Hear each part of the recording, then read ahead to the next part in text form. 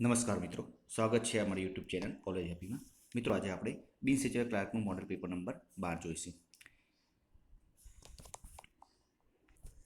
First question: ગુજરાતમાં જાહેર ખાનગી ભાગીદારી કયા કાયદા હેઠળ કરવામાં આવે છે? ગુજરાતમાં જાહેર ખાનગી ભાગીદારી કયા કાયદા હેઠળ કરવામાં આવે છે? તો સાચો જવાબ છે એ ઓપ્શન, ગુજરાત માળખાગત વિકાસ ધારો હેઠળ 1999 એના હેઠળ ખાનગી ભાગીદારી કરવામાં આવે છે.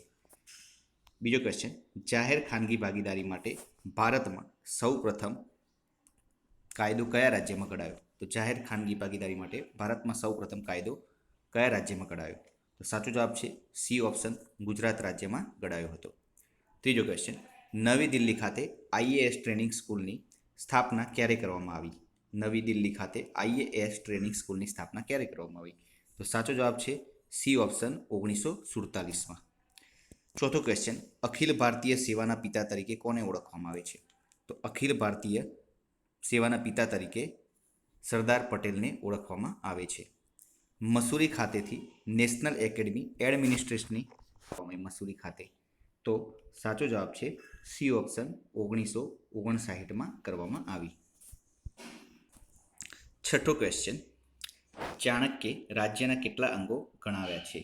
તો ચાણક્ય રાજ્યના 7 અંગો ગણાવ્યા છે, એટલે સાચો જવાબ બનશે એ ઓપ્શન. સાતમો ક્વેશ્ચન: ચાણક્ય રાજ્યના અંગોમાં શાનો સમાવેશ કરેલો છે?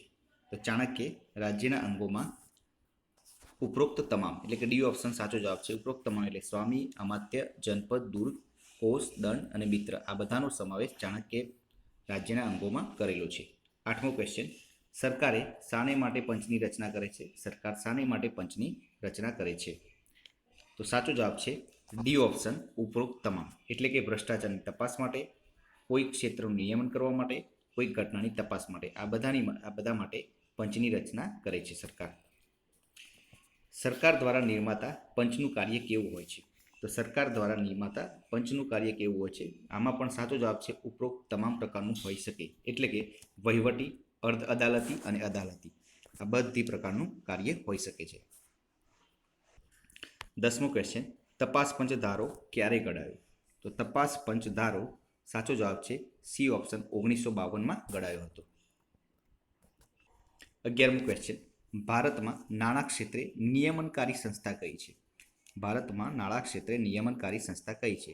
સાચો જવાબ છે બી ઓપ્શન, એટલે કે બીજા નંબરનો ઓપ્શન, બી ઓપ્શન, 1, 2 અને 3, એટલે કે નાણાં મંત્રાલય, આરબીઆઈ અને સેબી, આ ત્રણેય સંસ્થાઓ જે નિયમનકારી નાણાં ક્ષેત્રે નિયમનકારી સંસ્થાઓ છે, એટલે કે બી ઓપ્શન સાચો જવાબ છે.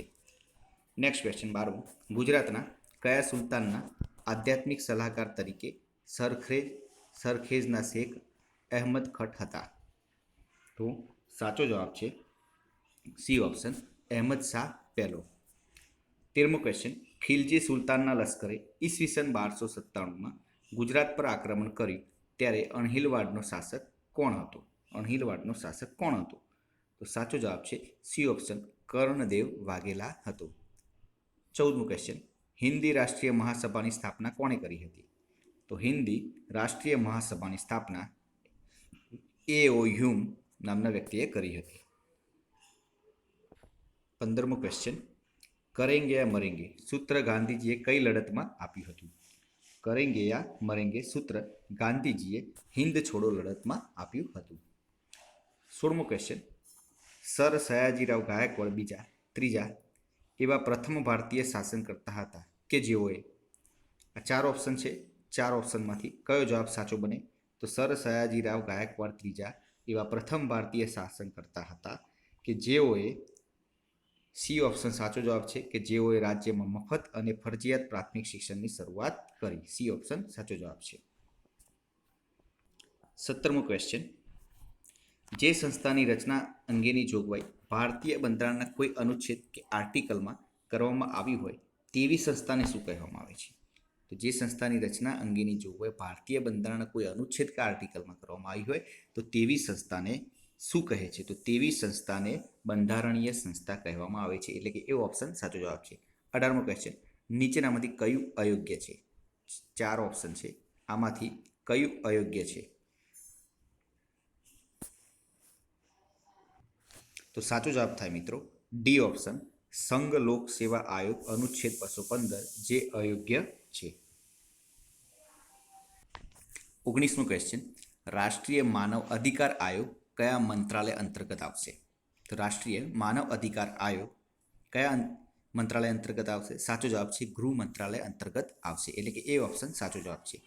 20મો ક્વેશ્ચન, રાજ્ય વિધાન મંડળનું સમય સમય પર સત્ર બોલાવવું તેની સત્ર સમાપ્તિ તથા વિધાનસભાને જોડવાનો અધિકાર કોને છે? તો સાચો જવાબ છે સી ઓપ્શન, રાજ્યપાલને છે. 21મો ક્વેશ્ચન, કયા અનુચ્છેદ મુજબ કરવામાં આવતા સુધારા બંધારણીય સુધારા તરીકે ગણવામાં આવતા નથી? કયા અનુચ્છેદ મુજબ કરવામાં આવતા સુધારા બંધારણીય સુધારા તરીકે ગણવામાં આવતા નથી? તો અનુચ્છેદ સી ઓપ્શન, અનુચ્છેદ 2 અને 3 મુજબ જે સુધારા કરવામાં આવે તેને બંધારણીય સુધારા તરીકે ગણવામાં આવતા નથી. 22મો ક્વેશ્ચન, બંધારણના કયા અનુચ્છેદમાં ઉચ્ચ ન્યાયાલયના ન્યાયાધીશોની નિમણૂક અને તેના હોદ્દા માટેની શરતોની જોગવાઈ કરવામાં આવી છે? બંધારણના કયા અનુચ્છેદમાં ઉચ્ચ ન્યાયાલયના ન્યાયાધીશોની નિમણૂક અને તેના હોદ્દા માટેની શરતોની જોગવાઈ કરવામાં આવી છે? તો સાચો જવાબ છે બી ઓપ્શન, 217 અનુચ્છેદમાં આની જોગવાઈ કરવામાં આવી છે. 23મો ક્વેશ્ચન, ચૂંટણી આયોગ મુજબ લોકસભાનો એક ઉમેદવાર કેટલા રૂપિયા સુધીનો ખર્ચ કરી શકશે? ચૂંટણી આયોગ મુજબ લોકસભાનો એક ઉમેદવાર 70 લાખ સુધીનો ખર્ચ કરી શકશે. 24મો ક્વેશ્ચન, ભારતના બંધારણના કયા ભાગમાં ચૂંટણી અંગે જોગવાઈ કરવામાં આવી છે? તો ભારતના બંધારણના ભાગ 15માં ચૂંટણી અંગેની જોગવાઈ કરવામાં આવી છે. 25મો ક્વેશ્ચન, લોકસભાની રચનાના સંબંધમાં કયા અનુચ્છેદો હેઠળ જોગવાઈ આપવામાં આવી છે? તો લોકસભાની રચનામાં અનુચ્છેદ 81 હેઠળ જોગવાઈ આપવામાં આવી છે. 26મો ક્વેશ્ચન, ભારતીય બંધારણના કયા અનુચ્છેદ મુજબ 18 વર્ષની ઉંમરના પ્રત્યેક નાગરિકને મતદાન કરવાનો અધિકાર છે? કયા અનુચ્છેદ મુજબ? તો ભારતીય બંધારણના અનુચ્છેદ 326 મુજબ 18 વર્ષની ઉંમરના પ્રત્યેક નાગરિકને મતદાન કરવાનો અધિકાર છે. 27મો ક્વેશ્ચન, અત્યાર સુધી ભારતીય સંસદમાં લોકપાલ બિલ કેટલી વખત રજૂ કરવામાં આવી છે? અત્યાર સુધી ભારતીય સંસદમાં લોકપાલ બિલ 10 વખત રજૂ કરવામાં આવી છે. 28મો ક્વેશ્ચન, બંધારણના કયા અનુચ્છેદ મુજબ રાજ્ય વિધાનમંડળ દ્વારા પસાર કરાયેલા કોઈપણ ખરડા પર વીટો સત્તાનો ઉપયોગ કરી શકે છે? તો 28મા ક્વેશ્ચનમાં સાચો જવાબ બને છે બી ઓપ્શન, અનુચ્છેદ 200 મુજબ. 29મો ક્વેશ્ચન, આરબીઆઈ દ્વારા કઈ સાલથી નોટો પર મહાત્મા ગાંધીની તસવીર છાપવાનું શરૂ કર્યું હતું?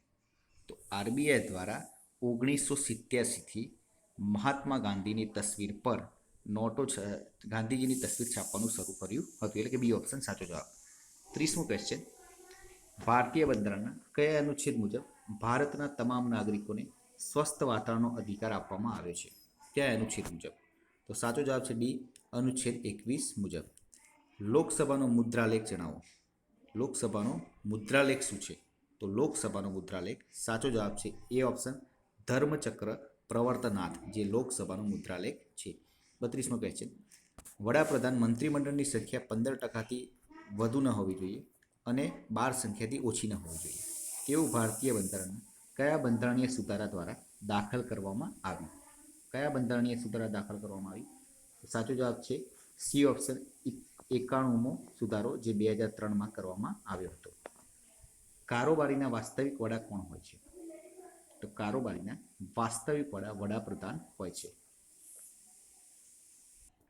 34મો ક્વેશ્ચન, વડાપ્રધાન કયા અનુચ્છેદ મુજબ રાષ્ટ્રપતિને સલાહ આપવાનું કાર્ય કરે છે? તો વડાપ્રધાન અનુચ્છેદ 78 મુજબ રાષ્ટ્રપતિને સલાહ આપવાનું કાર્ય કરે છે. 35મો ક્વેશ્ચન, ભારતના બંધારણના કયા અનુચ્છેદ મુજબ રાજ્યની વિધાનસભામાં બજેટ રજૂ કરવામાં આવે છે? કયા અનુચ્છેદ મુજબ રાજ્યની વિધાનસભામાં બજેટ રજૂ કરવામાં આવે છે? બી ઓપ્શન સાચો જવાબ છે 202 અનુચ્છેદ મુજબ. 36મો ક્વેશ્ચન, ગણતંત્ર ભારતમાં સૌપ્રથમ બજેટ રજૂ કરનાર નાણામંત્રીનું નામ જણાવો. ગણતંત્ર ભારતમાં સૌપ્રથમ બજેટ રજૂ કરનાર નાણામંત્રી કોણ હતા? તો સાચો જવાબ છે બી ઓપ્શન, જોનમ થાઈ હતા. 37મો ક્વેશ્ચન, બંધારણના કયા અનુચ્છેદમાં લોકસભાના અધ્યક્ષપદની જોગવાઈ છે? તો બંધારણના કયા અનુચ્છેદમાં લોકસભાના અધ્યક્ષની જોગવાઈ છે તો અનુચ્છેદ 93માં લોકસભાના અધ્યક્ષની જોગવાઈ છે. એટલે કે 37માં ક્વેશ્ચનમાં સી ઓપ્શન સાચો જવાબ છે. 38મો ક્વેશ્ચન, નીતિ આયોગ એ કેવા પ્રકારની સંસ્થા છે? તો નીતિ આયોગ એ બિનબંધારણીય અને સલાહકારી સંસ્થા છે. 39મો ક્વેશ્ચન, દિનેશ ગૌસ્વામી સમિતિ ખાલી જગ્યા બાબતની હતી. તો દિનેશ ગૌસ્વામી સમિતિ ચૂંટણી સુધારાઓ બાબતની હતી સમિતિ. 40મો ક્વેશ્ચન, તાજેતરમાં ગુજરાત રાજ્યની સ્થાપનાના કેટલામાં વર્ષની ઉજવણી કરવામાં આવી? તો સાચો જવાબ થાય છે બી ઓપ્શન. 41મો ક્વેશ્ચન, ગુજરાત રાજ્યની સ્થાપના સમયે ગુજરાત હાઈકોર્ટના પ્રથમ મુખ્ય ન્યાયાધીશ કોણ હતા? તો ગુજરાત રાજ્યની સ્થાપના વખતે પ્રથમ મુખ્ય ન્યાયાધીશ સી ઓપ્શન સુંદરલાલ ત્રિકમલાલ દેસાઈ હતા. હવે નીચેના જોડકા જોડવાના છે. નીચેના જોડકા જોડો. આ બાજુ સમાચાર પત્રો આપેલા છે, સામે તંત્રી આપેલા છે. કયા સમાચાર પત્રના કયા તંત્રી છે? 4 ઓપ્શન આપેલા છે. સાચો જવાબ શું થાય? તો મિત્રો સાચો જવાબ થાય છે સી ઓપ્શન, એટલે કે નવ ગુજરાત દૈનિક બ્રહ્મકુમાર ભટ્ટનું, ગુજરાત ટાઈમ્સ જે છે ચંદ્રકાંત પટેલ, જનસત્તા રમણલાલ શેઠ અને જનતંત્ર દૈનિક હરિહર ખંભોળજાનું હતું. 43મો ક્વેશ્ચન, નીચેનામાંથી કયું વિધાન ખરું છે? તો 2 વિધાન આપ્યા છે, તેમાંથી નીચેનામાંથી કયું વિધાન ખરું છે? તો સાચો જવાબ સી ઓપ્શન, એટલે કે વિધાન 1 અને 2 બંને ખરા વિધાનો છે. એટલે કે ઇન્દુલાલ યાજ્ઞિકની નવલકથા માયાના એક ભાગમાં મહાગુજરાત આંદોલનનો ઉલ્લેખ છે અને ઇન્દુલાલ યાજ્ઞિક ગુજરાતના નહેરુ તરીકે ઓળખાય છે. આ 2 વાક્યો સાચા છે. 34મો ક્વેશ્ચન, સોલાર રૂફટોપ પેનલ લગાડવામાં કયું રાજ્ય પ્રથમ ક્રમાંક છે? સોલાર રૂફટોપ પેનલ લગાડવામાં કયું રાજ્ય પ્રથમ ક્રમાંક છે? તો ગુજરાત રાજ્ય પ્રથમ ક્રમાંકે છે. ડી ઓપ્શન સાચો જવાબ છે. 45મો ક્વેશ્ચન, તાજેતરમાં ગુજરાતમાં સ્વાસ્થ્ય સેવાઓ પૂરી પાડવા માટે પ્રથમ હેલ્થ એટીએમ ક્યાં શરૂ કરવામાં આવ્યું? પ્રથમ હેલ્થ એટીએમ ભાવનગરમાં શરૂ કરવામાં આવ્યું છે. 46મો ક્વેશ્ચન, તાજેતરમાં ગુજરાતના 20મા રાજ્યપાલ તરીકે કોને નિયુક્ત કરવામાં આવ્યા છે? તો 20મા રાજ્યપાલ તરીકે કોને નિયુક્ત કરવામાં આવ્યા છે? તો મિત્રો આ પ્રશ્નનો જવાબ તમારે કોમેન્ટ બોક્સમાં આપવાનો છે. 47મો ક્વેશ્ચન, તાજેતરમાં કઈ જગ્યાએ ગુજરાતના પ્રથમ અને ભારતના ત્રીજા કિલોલીટર per day 40 કિલોલીટર per day ethanol પ્લાન્ટનું લોકાર્પણ કરવામાં આવ્યું છે? તો સાચો જવાબ છે એ ઓપ્શન નર્મદામાં. કઈ જગ્યાએ? નર્મદા. 48મો ક્વેશ્ચન, તાજેતરમાં નીતિ આયોગ દ્વારા પ્રસિદ્ધ કરવામાં આવેલ AMFFR ઇન્ડેક્સ 2019માં ગુજરાત કયા ક્રમે છે? ગુજરાત બીજા ક્રમે છે. એટલે કે એ ઓપ્શન સાચો જવાબ છે. 49મો ક્વેશ્ચન, ભારતનું પ્રથમ ડિઝાઇન ડેવલપમેન્ટ સેન્ટર ફેસનોવા ક્યાં શરૂ કરવામાં આવ્યું છે? તો ક્યાં શરૂ કરવામાં આવ્યું છે? 49મો ક્વેશ્ચન સાચો જવાબ છે સી ઓપ્શન સુરતમાં શરૂ કરવામાં આવ્યું છે. 50મો ક્વેશ્ચન, તાજેતરમાં પોલેન્ડમાં યોજાયેલ યુરોપ એથ્લેટિક ચેમ્પિયનશિપમાં ડાંગના સરિતા ગાયકવાડે કઈ દોડ માટે ગોલ્ડ મેડલ મેળવ્યો છે? કઈ દોડ માટે? તો સાચો જવાબ છે ડી ઓપ્શન 400 મીટર દોડ માટે ગોલ્ડ મેડલ મેળવ્યો છે. તો મિત્રો આ હતા આપણા આજના મોડેલ પેપરના પ્રશ્નો. આગળના પ્રશ્નો બીજા મોડેલ પેપરમાં જોઈશું. વિડીયો પસંદ આવ્યો તો મિત્રો લાઇક કરજો, શેર કરજો પોતાના મિત્રો જોડે અને ચેનલને જરૂરથી સબસ્ક્રાઈબ કરી દેજો, જેથી દરેક વિડીયોની નોટિફિકેશન આપને મળી રહે અને આપની તૈયારીમાં વધારો થઈ શકે. ચલો મિત્રો, હવે ફરીથી નવા વિડીયો સાથે મળીશું. જય હિન્દ, જય ભારત.